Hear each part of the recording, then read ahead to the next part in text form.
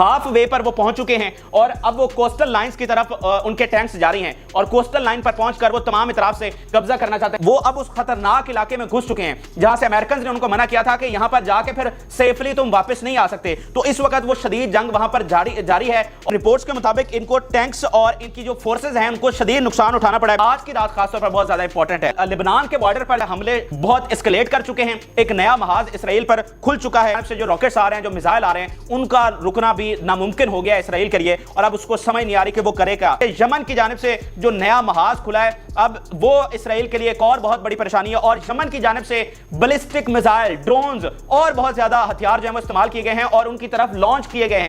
Israel पर चारों तरफ से हमला हो गया है। तमाम फ्रंट इसराइल के खिलाफ खुल चुके हैं। लेबनान का बॉर्डर हो, सीरिया का या फिर यमन, तमाम तरफ से हमले शुरू कर दिए गए हैं इसराइल पर। इसके साथ साथ गजा में एक इंतहाई खौफनाक जंग जारी है। जंग जो है वो अपनी पीक पर पहुंच चुकी है। इस वक्त मज़ामती जो फाइटर हैं और इसराइली फौज है वो फेस टू फेस लड़ रही है और ये इस वक्त गजा में हो रहा है और 5 दिनों के ऑपरेशन में ये पहली दफा हो रहा है जब वो फेस टू फेस आपस में लड़ रहे हैं। तो ताजा तरीन सूरत हाल क्या है, इसराइल कितनी बड़ी मुश्किल में फंस चुका है जब तमाम तरफ से जंग उस पर छेड़ी गई है। तो ये सारी तफसीलात आपके साथ शेयर करते हैं। सबसे पहले हम गजा की बात कर लें तो गजा में आप देखिए कि face to face battle is going on. अब फेस टू फेस बैटल का क्या मतलब है, यानी 5 दिनों से ऑपरेशन तो जारी है, फिर ये फेस टू फेस क्या है कि देखें, इससे पहले हवाई बमबारी वो कर रहे थे, जो उनकी नेवी है वहां से अटैक्स की जा रही थी और जो उनके टैंक्स हैं वो गोले बरसा रहे थे। लेकिन अब ये पहली बार हुआ है कि ये इतने अंदर जा चुके हैं कि जो फाइटर्स हैं वो इनको आमने सामने देखकर यानी कि फायरिंग जारी है। यानी इसराइली आर्मी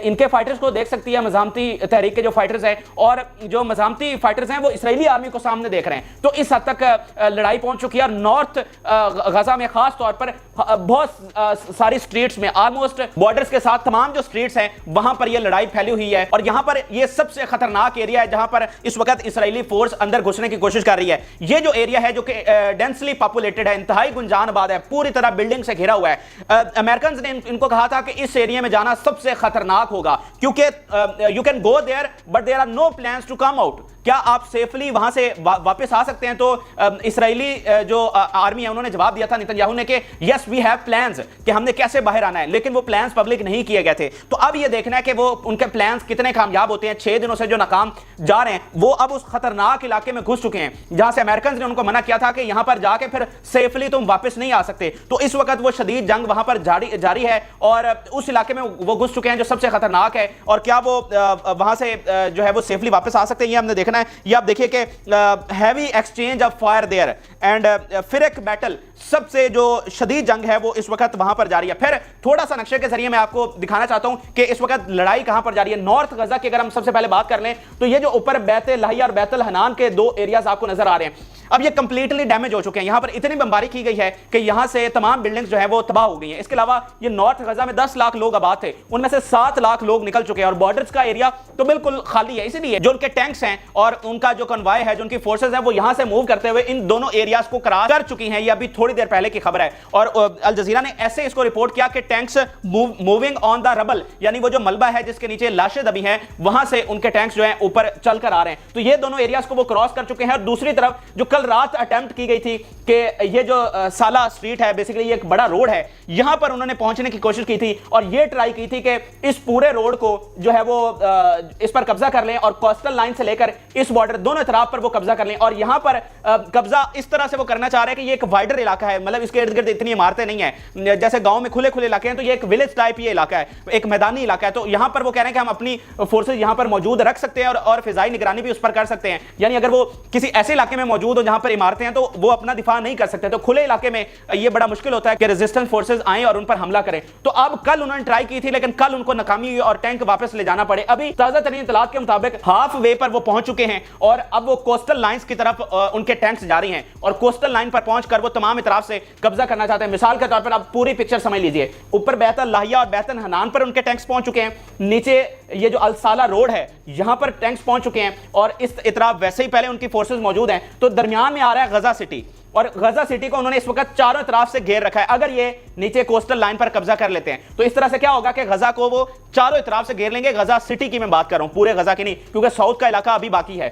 तो इस चारों तरफ से घेर लेंगे, फिर वो चारों तरफ से अंदर जाने की कोशिश करेंगे। ये जहां पर अभी मौजूद हैं, ये साला स्ट्रीट पर रोड पर, यहां से 3 किलोमीटर है, जस्ट 3 किलोमीटर उनका सिटी, गजा सिटी जो है, तो वो तमाम तरफ से ऊपर बैतलाहिया, बैत हनान, फिर यहां से और फिर नीचे इस कोस्टल और ये साला रोड से, ये चारों तरफ से वो अंदर जाने की कोशिश करेंगे। तो ये इस वक्त प्लान है। लेकिन अभी लड़ाई कहां पर हो रही है? ये जो साला रोड है जिस पर वो काबिज होने की कोशिश कर रहे हैं, यहां पर बहुत फाइटिंग जारी है। और इसके अलावा ऊपर जो बैतलाहिया और बैतल हनान में जहां पर वो अंदर आगे आ रहे हैं मजीद शहर में, वहां पर हर गली में इस वक्त फेस टू फेस लड़ाई जारी है। लेकिन रिपोर्ट्स के मुताबिक इनको टैंक्स और इनकी जो फोर्सेज हैं उनको शदीद नुकसान उठाना पड़ा है। मिसाल के तौर पर ये अल जज़ीरा की रिपोर्ट देखिए, जिसमें वो कह रहे हैं कि tanks are getting bogged down and Israel is taking heavy losses. It attacked Israeli tanks advancing in northwest Gaza while also eliminating an के उनकी फोर्सेज और उनके टैंक्स दोनों को नुकसान पहुंच रहा है। लेकिन अब यहां पर मसला यह है कि चूंकि पूरी इंफॉर्मेशन का ब्लैकआउट है, तो जो इसराइल का हामी मीडिया है वो जो इनके लॉसेज होते हैं, जो इनका नुकसान होता है, उसको रिपोर्ट नहीं करता,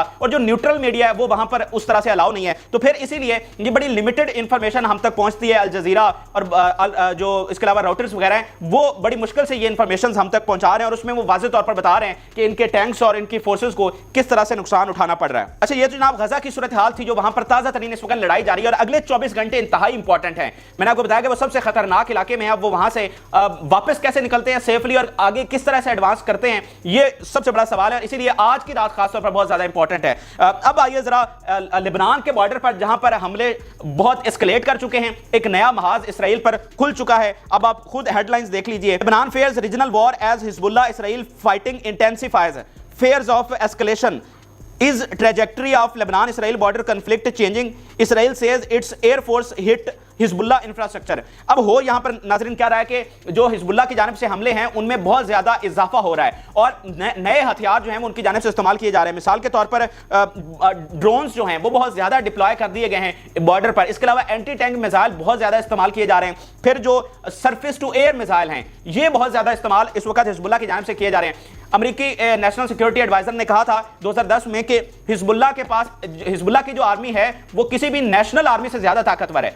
तो इतने इनके पास फाइटर हैं, 1.5 लाख इनके पास रॉकेट्स हैं जो कि इसराइल को सफाई हस्ती से मिटा सकते हैं। तो बहुत ज्यादा पावर है हिजबुल्लाह की। इसीलिए अब ये जो वहां पर सिचुएशन एस्केलेट कर रही है और हिजबुल्लाह के हमले तेज हो रहे हैं और नया महाज इनके खिलाफ वहां पर खुल चुका है, तो ये इसराइल के लिए बहुत खतरे की घंटी है। और इस तरफ से मैंने आपको बताया था कि 2 से 3 लाख इसराइल वाली साइड से लोग इवैक्यूएट कर चुके हैं, और अब लेबनान वाली साइड से 19,000 के करीब लोग वहां से डिस्प्लेस हुए हैं और बॉर्डर से पीछे चले गए हैं, क्योंकि अब लड़ाई जो है वो सिर्फ बॉर्डर तक महदूद नहीं रही, बल्कि उससे आगे कई किलोमीटर जो है वो अंदर जा चुकी है। यहां से हमले उस तरफ हो रहे हैं और उस तरफ से इधर इसराइल में हमले हो रहे हैं। इसराइल की आर्मी ने भी बजरिया ड्रोन, बजरिया अपनी एयरफोर्स उनके बहुत सारे इंफ्रास्ट्रक्चर को नुकसान पहुंचाया है। लेकिन हिजबुल्लाह की जानिब से जो रॉकेट्स आ रहे हैं, जो मिसाइल आ रहे हैं, उनका रुकना भी नामुमकिन हो गया इसराइल के लिए, और अब उसको समझ नहीं आ रही कि वो करेगा। और इसके साथ साथ एक और बहुत इंपॉर्टेंट चीज सामने आई है कि वो इसराइल की जानिब से फॉस्फोरस बॉम्ब इस्तेमाल करने का सबूत सामने आ चुका है। ये इंतहाई खतरनाक बॉम्ब होता है और इसका इस्तेमाल जो है वो जंग में एक जुर्म समझा जाता है, क्योंकि इसमें वो केमिकल होता है जो जहां पर भी आप उसको इस्तेमाल करते हैं वहां पर आग लग जाती है। तो ये फास्फोरस बॉम्ब जो है वो इसराइल की आर्मी की जानिब से इस्तेमाल किया गया है। ये जो लेबनान का बॉर्डर है इसके साथ बहुत ज्यादा जंगलात हैं, जो आबादियां हैं, वहां पर ये बम फेंका गया है और वहां बहुत बड़े इलाके पर इन्होंने आग लगाई है। तो ये जुर्म जो है वो इन पर साबित हो चुका है। लेकिन इस जुर्म की इनको सजा कौन देगा, ये आगे आने वाले टाइम पर हमने देखना है। और सिर्फ ये वाला बॉर्डर नहीं, नीचे यमन की जानिब से जो नया महाज खुला है, अब वो इसराइल के लिए एक और बहुत बड़ी परेशानी है। और यमन की जानिब से बैलिस्टिक मिसाइल, ड्रोन्स और बहुत ज्यादा हथियार जो है इस्तेमाल किए गए हैं और उनकी तरफ लॉन्च किए गए हैं। ये आप देख लीजिए, जिसमें वाज़ेह तौर पर वो बता रहे हैं कि यमन की जानिब से large scale number of missiles towards Israel. ये बैलिस्टिक मिसाइल और बैलिस्टिक मिसाइल जो होते हैं वो बड़े खतरनाक होते हैं। उसमें क्या होता है कि आप कोई भी चीज, उसमें कोई केमिकल, कोई न्यूक्लियर जो है मटेरियल, वो तमाम चीजें आप उसमें यूज कर सकते हैं, यानी वो किसी भी जो आप चाहते हैं उसको कैरी कर सकता है। तो इसलिए ये बहुत ही खतरनाक होता है और इसका डैमेज जो होता है, जो इसकी डिस्ट्रक्शन होती है वो बहुत ज्यादा होती है। तो लार्ज स्केल पर लॉन्च किए गए हैं। तो आप सोचिए कि इन्होंने आगे जाकर कितनी तबाही मचाई होगी।